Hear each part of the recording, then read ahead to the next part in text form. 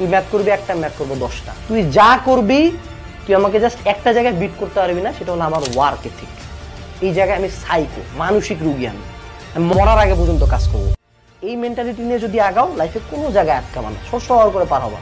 আর যার মাথার মধ্যে এই আফসোসটা থাকে, আল্লাহ আমার ভাগ্য কেন ভালো না, আমার ব্রেন কেন ভালো না, আমার লাইফে কেন এত প্রবলেম, এগুলোতে তোমার কোনো কন্ট্রোল নাই। You only have the control over your work ethic, over your dedication, over your focus.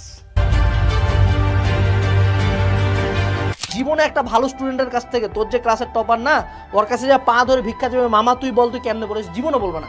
বরঞ্চ যেগুলো তোর ক্ষতি করবো ওগুলা বলবে। কোনো ভালো স্টুডেন্ট, কোনো সফল মানুষ চায় না আরেকজন সফল হোক। সোজা বাংলা কথা বলি, এই দেশ 17 কোটি না, এখন 20 কোটি হয়ে গেছে, ঠিক আছে? 20 কোটির দেশ, এখানে 1% মানুষ সফল। এখানে মনে করো বেকার লাখ লাখ শিক্ষিত বেকার, গ্র্যাজুয়েট MBA BBA ধারী বেকার, বেকার একদম খাস বেকার, 1 টাকা কামাই নেই। এই জায়গায় কেউ চায় না যে তুমি সফল হও। কেউ অরিজিনাল সিক্রেটটা শেয়ারই করবে না, যে সে কতক্ষণ করছে, কত কষ্ট করছে, কত স্ট্রাগল করছে। ও চাই না তুই ভালো কর। আর লাগে না তো, হবে না। আর টাকা দিয়ে কি করবি?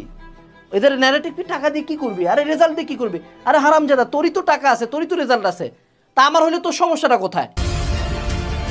তোমাদের ব্রেনে একটা গার্বেজ কিছু হারামজাদা পীর ঢুকায় দিছে যে তোমাকে একটা চ্যাপ্টার খুব ভালো মতো পড়তে হবে। দেখো, এরা এতটাই নিকৃষ্ট মানে মানুষ যে নিউটনিয়ান মেকানিক্স বা নিউটনীয় বলবিদ্যার উপর 30 ঘন্টার ক্লাস দিছে। একটা জিনিস বুঝ বাবা, তুই যদি নিউটনীয় বলবিদ্যার উপর 30 ঘন্টা ক্লাস করিস, তুই কিন্তু জাস্ট একটা সৃজনশীলের প্রিপারেশন নিছিস। একটা সৃজনশীল আর 2টা MCQ। This is not a very good chapter. এত মানে এমন বাপ কোনো চ্যাপ্টার না যে 30 ঘন্টা লাগে। অর্গানিক কেমিস্ট্রি হলে মানতাম, এটা তো সেপারেট জিনিস।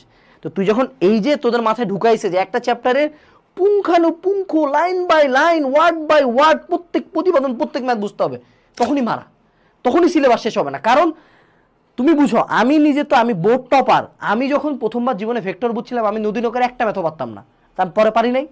তোমার ব্রেন কখনো একবারে সব ইনফরমেশন একদিনে হবে না। যে গোটা পৃথিবীর সবচেয়ে ভালো সাইক্লিস্ট, সেও প্রথম দিনে সবচেয়ে ভালো সাইকেল চালায়নি, বছরের পর বছর চালায় ওই জায়গায় গেছে। অর্থাৎ তুমি যদি প্রথম দিকে টার্গেট করো যে সিলেবাস শেষ হবে, প্রতিটা টপিক, প্রতিটা ম্যাথ পারবো, তাহলে হবে না। প্রথমে কেতাব স্যারের সাথে উদাহরণের ম্যাথ করছি, তারপর না অনুশীলনী ম্যাথগুলো করা সাহস হবে। তুমি যদি শুরুতেই টার্গেট করো উদাহরণ অনুশীলনী মিলায় 300 ম্যাথ আমি করবো, একটা ম্যাথও পারবা না। তোমার ব্রেন আগেই টায়ার্ড হবে, ওরে বাবারে ভাই এত দূর, ঠিক আছে? তো এই জায়গায় 100%-এর দিকে যাওয়ার দরকার নেই। একটা চ্যাপ্টার যদি 60-70ও বুঝছো, 60-70% পারো, ডান, আসসালামু আলাইকুম, ধন্যবাদ, ডান, ওই চ্যাপ্টার ডান। প্রথমে আগে শেষ করো, তারপর আমরা সেকেন্ড টাইম থার্ড টাইম যখন বই শেষ করবো, তখন দেখবা টাক টাক করে জিনিসপাতি মিলতেছে।